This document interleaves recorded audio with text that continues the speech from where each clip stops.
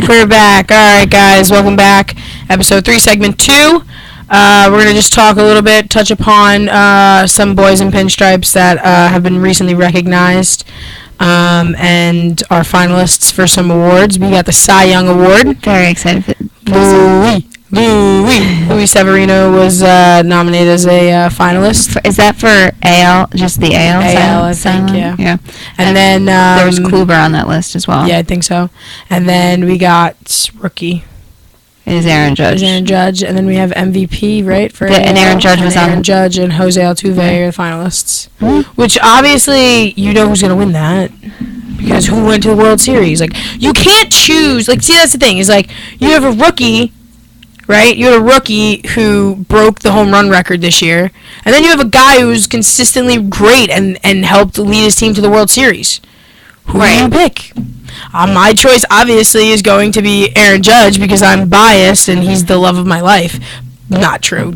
John Cena is the love of my life. But you get what I'm saying. Is like, everybody, obviously, you have to pick Jose Altuve. I honestly... And if it doesn't, people are going to think it's rigged. Exactly. I do think it's going to be rigged if people if Aaron Judge gets picked. Because then people are going to look to the Yankees, and everybody hates the Yankees for no reason.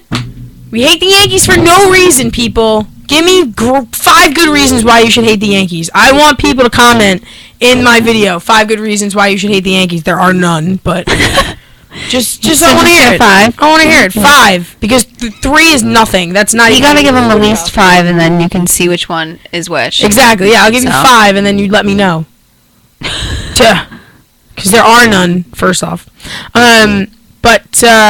yeah, that's huge. And Aaron Judge is on the cover of the 2018 MLB The Show, which I found out last night the second they put it up, and I freaked out. And like, I had a feeling when I saw that you were gonna freak out. Oh yeah, I shared it because I saw the picture, and he's just standing there looking all nice in that uniform. What a man! What a man! Well, speaking of winners, Anthony Rizzo won the Roberto Clemente Award. Yeah, what a guy! I'm very happy for him. It's something that I think he's worked extraordinarily hard for. Absolutely, he deserves it 100%. I'm very, very happy. 100%. He deserves that. Anthony Rizzo is a player that, like, here's the thing. He started playing for the Red Sox organization. Like, he started in their farm system, and then he got traded to the Cubs. And, like, I have to like him because, A, he's on the Cubs now. B, he helped the Cubs out of a 108-year drought. C, he's just adorable. He's got the cute little smile with the dimples, and he's just so nice. He's great with kids, and awesome. Gives back to kids with cancer. He had cancer. Yes, and right? he does a lot with the Chicago Children's Hospital. Mm-hmm. A lot. He does a lot for them. Yeah. The Cubs have their annual Cubs convention coming up in January. Mm-hmm. And he always does something. My favorite video is that they were at the Children's Hospital, but like he wasn't there. It was like Kyle Schwarber. Yeah. It was like some of the players who weren't like as big.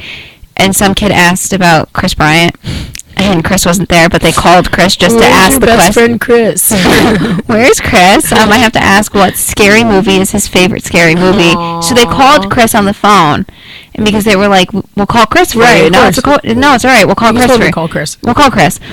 They called him. They're like, he's like, "Hey, what's up?" And he's like, "Chris, we have a question for you." And he's like, "Okay." And they're just like, "What's your favorite scary movie?" And he goes, "I don't watch scary movies. I get too scared." No, I don't like that. But I think it was great for him to really. I think that's something he's worked his entire career for, and to be recognized with that award. I'm very, very happy for the Cubs organization and for Chris Bryant. Not Chris Bryant, Anthony Rizzo. I'm having an off day today. It's all right.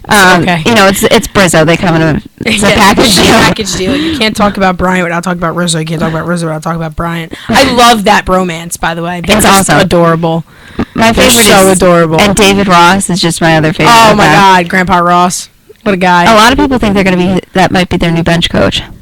David Ross? That'd be huge. That just adds so much more into the dugout. Yeah, and he's good friends with every single one of those guys. Yeah, absolutely. So they made an Instagram account for him when they were on that series run. They told him he needed to get social media because like he's living under a rock. So they told him how to use Twitter. They told him how to use Instagram. They taught him how to use all of these different social media sites. Yeah. But I think there's a lot of speculation because he already is like a special like person in their front office this past season.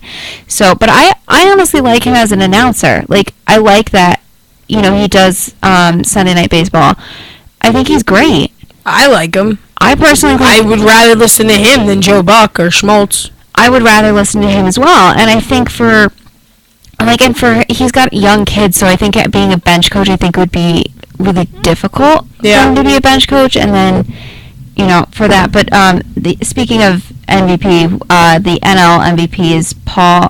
For the choices are Joey Votto, Stanton, and Goldschmidt. Votto, Stanton, Goldie. Yeah, I know. I'm giving mine to Stanton. I think Stanton. Just because, come on, man, dude. Giancarlo Stanton is a freak of nature. Exactly. I mean, if you just look at, like, it's just, he's got forearms that are massive, his legs are huge, his butt's huge, alright? I'm telling you, the bigger the booty, the farther that ball's gonna go, alright? Just look at Judge, look at Stanton, they got big booties. That's what I give you guys. A++. That's an awesome job. I mean, if it doesn't go to Stanton, I mean, you could say Goldschmidt, he's a really good defender, really good hitter. Yeah. But, like, come on, man. I know. Giancarlo hit balls that, like, everybody was like, no. He was just on that amazing run for the longest time. Like, right. And will he get to, like, will he break Roger Maris's record? Yeah. Yeah. No, I know. That was great. And then this NL Cy Young is either Kershaw, Scherzer, or Strasburg. So 2 national players, and then Scherzer. I'd go Scherzer. I have to go with Scherzer. And then the AL Manager of the Year is between Terry Francona, AJ Hinch, and Paul Montero, the Twins. So I think I can tell you who I don't want. Francona? Yeah. I honestly think it's going to be AJ Hinch for the Astros. I just think it's the most logical choice. Pick the team. Yeah, you should pick the team that. NL Manager of the Year, Bud Black. I can't even pronounce his name. Torrey. It's funny because nobody really pays attention to managers. But I think Dave Roberts of the Dodgers is going to win NL. I just think it's the smartest. And then NL Rookie of the Year, Josh Bell, Cody Bellinger, or Paul DeJong. And I think it's going to go to Bellinger. Probably. I think it's gonna be. I think Judge is gonna win AL Rookie, and I think Bellinger's gonna win the NL. I'll agree with that. I'll go with that. We'll see. When did the results come out? Why there's like November 15th is coming to mind, but I feel like that's way too late. Let's see. Does it even say it on here? It's awesome that it does not even remotely say that. I know they just announced it. So yeah, last night they just announced everything. So, but I want to tell a quick story because we're gonna switch gears a little bit. I was on Instagram the other day and I saw the video of LeBron James. Now I apologize to anybody who's a LeBron James fan. I'm not the biggest basketball fan. I'm a Knicks fan. You know, but as far as basketball goes, like I can't tell you everything that I just know I don't like LeBron James. I don't like him. I think he's a great person. I think he's really good to his kids. He's a great dad. I think he plays basketball well. Yeah. All that stuff. Just everything that comes with him. Can't stand him. I just can't stand his attitude. I just can't stand it. You left Cleveland to go win championships and came back to Cleveland and they accepted you with open arms. I don't understand that. But I saw a video on Instagram of him on the 2 bubble things. If you've seen it, comment. Tell me like what you thought about that video because I thought it was ridiculous. And I understand trainings, all the new big thing, everything like that. Trying to get better. I get it 100%. I commented on it and I just said, I was like, wow, really? I was like, I didn't see Michael Jordan or Larry Bird doing that, So I commented, I said that, and I said, maybe you should spend a little more money on your acting lessons so you could sell your flops better. Oh, God. Okay.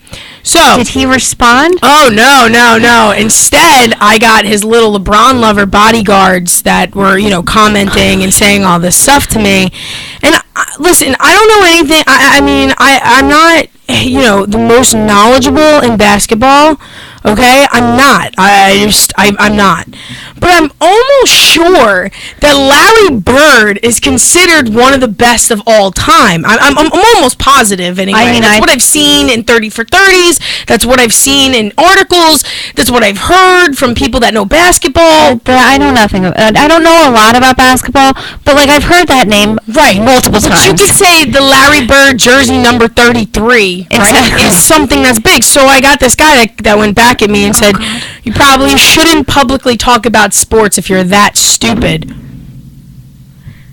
Alright, you can call me many things, I won't care. But when somebody calls me stupid, it flips me off a little bit, I'm not gonna lie. It just ticks me off, just a little bit. Just like a switch turns off. It's like, you know how I know what you're saying. In Back to the Future. Yes. You know? I know where you're going. Nobody calls me chicken. Nobody calls me stupid. So he called me stupid.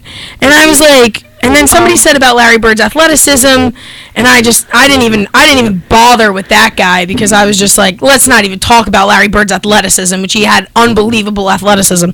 But the guy was like, I was like, how am I that stupid? You didn't even bring up an argument. You just called me stupid. Oh, you went back at him. Oh, we went back and forth for like 2 days. It was great. This was the highlight of my 2 days, guys. Come on, just whatever. Lauren, so when we were in the car last week and I told you not to scream obscenities at that girl, do it. And I'm like, I didn't do it. Maybe we take this lesson. I didn't do it. But we just went back and forth, and I found an article from Bleacher Report itself that said that Larry Bird was like top 5 of all time and like LeBron James was like 6. But like we were just going back and forth. But like here's the thing. This is what I'm trying to get at here is that like why can't girls not know sports? Why is it that all of a sudden we open up our mouths to make a comment you call us 100%. Stupid? 100%. I completely agree with that. And that's what we're going to talk about in our next segment. About my conversation with Jen Walter and like other people that I've talked to, you know, in the sports industry. It's honestly, it's not fair. Wrong. It's not fair. It's wrong. When we come back, segment 3, we're going to be talking about when Kate met Jen and a couple of other female athletes that we should be talking about and just about inequality in general. We'll be back, guys. Please stay with us at Sports Up.